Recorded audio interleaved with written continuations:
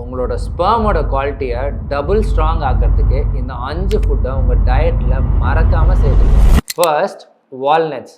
30 grams of வால்நட்ஸை உங்கள் பிரேக்ஃபாஸ்ட்டோட சேர்த்து சாப்பிடுங்க. இதில் ஒமேகா 3 அண்ட் ஆர்ஜினைன் இருக்கிறதுனால sperm motility and vitality improve ஆகுது. Second, pumpkin seeds.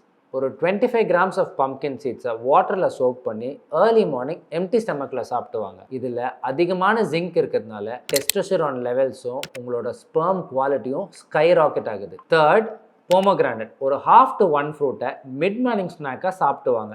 இதில் அதிகமான லெவல் ஆஃப் ஆன்டிஆக்சிடன்ட்ஸ் இருக்கிறதுனால ஸ்பெர்மோட டிஎன்ஏ குவாலிட்டி அதிகமாகுது. 4, எக்ஸ். ஒரு நாளைக்கு 2 முட்டையை உங்களோட பிரேக்ஃபாஸ்ட்டோட சேர்த்து எடுத்துகிட்டு வந்தீங்கன்னா அதில் இருக்க கோலின், வைட்டமின் இ அண்ட் செலீனியம் உங்களோட ஸ்பெர்ம் மெம்பரேன் ப்ரொடெக்ஷன் கொடுக்குது. இதனால் sperm motility and morphology improve ஆகுது. 5, அஸ்வகந்தா.